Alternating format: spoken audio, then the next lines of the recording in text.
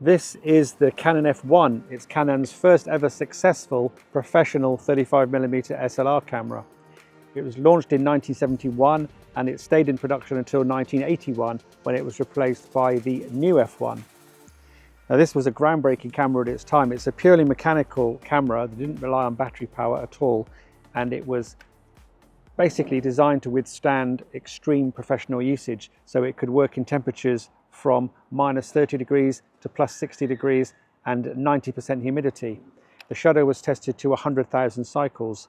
Essentially, this camera was launched to compete with Nikon's F and F2, which had dominated the professional space, and it was a great little camera. The Canon F1 was built like a tank, and it had one of the most extensive ranges of accessories any camera had ever seen up to that point, including interchangeable viewfinders. This viewfinder here would slide off, and there was another 4 or 5 different finders you could put on here, including a waist level finder.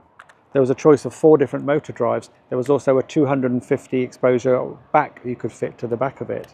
The Canon F1 was a huge success, so much for that it enabled Canon to break into the lucrative pro market along with Nikon, and it's a position that Canon has maintained to this day, and it's all thanks to this one, which was the one which started it all for Canon as a professional serious camera. The F1 was the first camera to use the new Canon FD mount. Previously it was the FR mount, and the FD mount lasted up until it was replaced with the EF mount. Shutter speeds ranged from 0.002 of a second, which was pretty fast for its time, down to 1 second MB.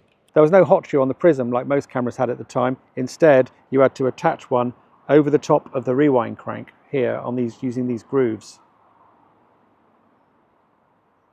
In 1976, they made a few small modifications to the F1, and they called it the F1N with a small n. These included increasing the maximum ISO from 2000 up to 3200, adding a small film window on the back to put your film tab in, and putting a plastic grip on the end of the winding lever to make it more comfortable to use. They were all very small modifications. This is, as you can see, an F1N.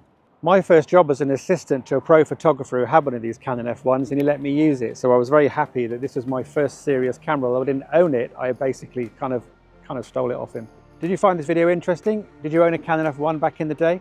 Do tell us what you think of the video and about the camera in the comments below. Don't forget to like the video if you enjoyed it and subscribe to the channel.